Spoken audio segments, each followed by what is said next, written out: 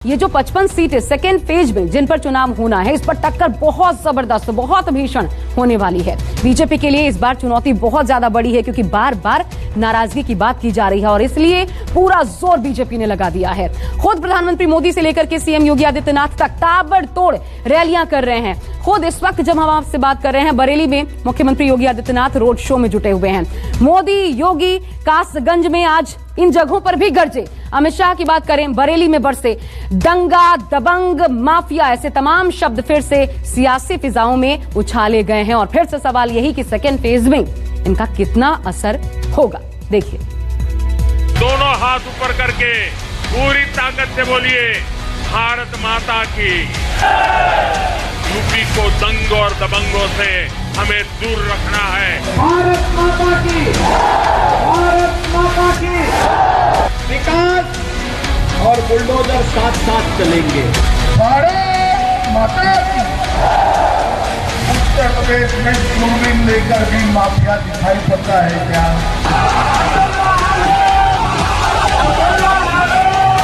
Cycle का pedal इतनी तेज मारना, इतनी तेज मारना, इतने वोट देना, इतने वोट देना। शुक्रवार को बयानों के ऐसे ही तीर चले। पीएम मोदी से लेकर सीएम योगी और गृह मंत्री तक विरोधियों पर जमकर बरसे बुलडोजर, दंगा, दबंग और माफिया बार बार दोहराए गए, क्योंकि बीजेपी दूसरे चरण की 55 सीटों पर 2017 के नतीजों को फिर से दोहराना चाहती है। कासगंज में शुक्रवार को पीएम नरेंद्र मोदी की रैली हुई। ऐसा 53 साल बाद हुआ जब देश का कोई पीएम कासगंज पहुंचा, क्योंकि इससे पहले 1969 में तत्कालीन प्रधानमंत्री इंदिरा गांधी ने कासगंज का दौरा किया था। रैली को संबोधित करते हुए पीएम मोदी ने कहा कि यूपी को परिवारवादियों से बचाना है। इसके जरिए पीएम मोदी ने एसपी आरएलडी गठबंधन पर निशाना साधा। आपको तय करना है कि परिवारवादी चाहिए कि प्रतिभाशील चाहिए।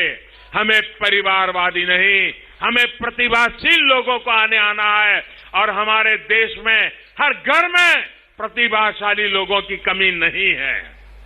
विकास का ये सिलसिला है। विकास के इस सिलसिले को हमें मजबूत बनाना है, मजबूत करना है। यूपी को दंग और दबंगों से हमें दूर रखना है। दंगे भी नहीं चाहिए, दबंग भी नहीं चाहिए। कासगंज में ही सीएम योगी भी खूब गरजे। योगी ने विकास और बुलडोजर को यूपी के लिए जरूरी बताया, तो अखिलेश यादव विकास के पथ पर साइकिल दौड़ाने को तैयार दिखे। तो सब गणित तो समीकरण आपके पक्ष में है गणित और समीकरण आपके बीच में क्या नहीं? मैं देख रहा था उत्साह से यहां से साइकिल ऊपर कर दी थी। ये साइकिल तो नहीं भूल जाओगे। साइकिल का पैडल इतनी तेज मारना, इतनी तेज मारना, इतने वोट देना, इतने वोट देना कि सबसे बड़ी जीत हो। जिताएंगे। और हम आपको भरोसा दिला के जा रहे हैं, बिजली के सवाल पर, इलाज के सवाल पर, दवाई के सवाल पर हम आपके लोगों की मदद करने का काम करेंगे। विकास है, विकास की छड़ी है, तो दूसरे हाथ पर बुलडोजर का लेबर भी है। सरकार का बुलडोजर पसंद आया ना? ये सड़क भी बनाता है और माफियाओं की छाती पर चढ़ने का काम भी करता है। और भाइयों बहनों, मैं तो आपको यही आश्वासन देने के लिए आया हूं, विकास और बुलडोजर साथ साथ चलेंगे। सहमत है ना? इधर कासगंज में पीएम मोदी और सीएम योगी हुंकार भर रहे थे, तो बरेली जिले में गृह मंत्री अमित शाह विरोधियों पर जमकर बरसे। सूबे में सुरक्षा व्यवस्था को योगी की बड़ी उपलब्धि बताया, तो माफिया राज खत्म करने का दम भरा। उत्तर प्रदेश में दूरबीन लेकर भी माफिया दिखाई पड़ता है क्या? जरा जोर से बोलो, दिखाई पड़ता है क्या? अरे 3 बड़े नाम थे, एक था आजम खान, था या नहीं था? जोर से बोलो, था या नहीं था? कहां है? जोर से बोलो, कहां है? दूसरे थे अतीक अहमद, कहां है? जोर से बोलो, कहां है? और तीसरे थे मुख्तार अंसारी, कहां है? कहां है भाई? बताओ जीत से कुचलने वाले को जेल से बाहर आ गया कि नहीं आ गया? बताओ। इन पे मुकदमे भैंस के, इन्हें जेल में रहना पड़ रहा है। मुकदमे किताब चोरी के हैं, इन्हें जेल में रहना पड़ रहा है। और जिनको हमने आपने टीवी पर देखा, आज भी वीडियो है कि जीत सर किसानों को कुचल दिया, वो बताओ जेल से बाहर हैं। यही न्यू इंडिया है कि जो तरक्की पसंद होगा, जो यूनिवर्सिटी बनाएगा, जो आपके हक और सम्मान के लिए लड़ेगा, उसको सजा होगी, उसे जेल भेजा जाएगा, और जो किसानों को कुचल देगा उसको जेल से बाहर कर दिया जाएगा। सोचिए, ये है new India Bharatiya Janata party का। दूसरे चरण के प्रचार के लिए राजनीतिक दलों के लिए ज्यादा वक्त नहीं बचा है। 12 फरवरी की शाम दूसरे चरण के लिए प्रचार थम जाएगा। लिहाजा सभी दल पूरी ताकत के साथ यहां की 55 विधानसभा सीटों पर मतदाताओं को लुभाने में पीछे नहीं है। सीएम योगी 5 साल की उपलब्धियां गिना रहे हैं तो सपा और कांग्रेस उन पर सवाल उठा रहे हैं और अपने काम गिनाने में जुटे हैं।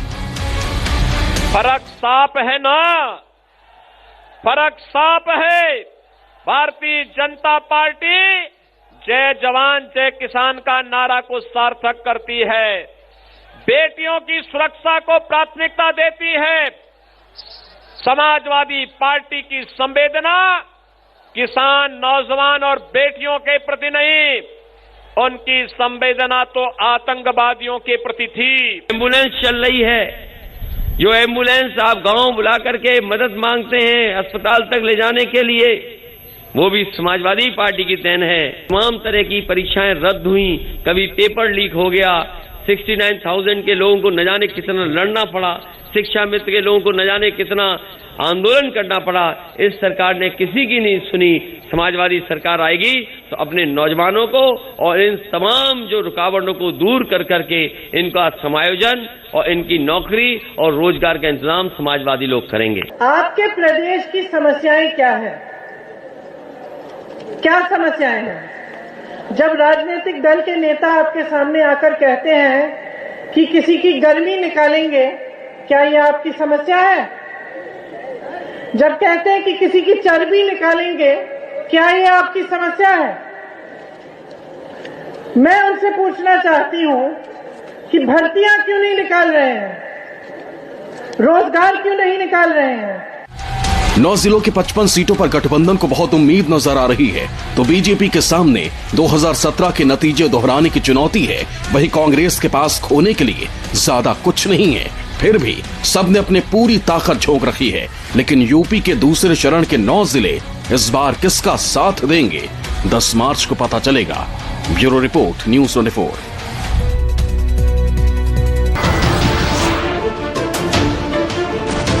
नमस्कार, मैं हूं मानक गुप्ता।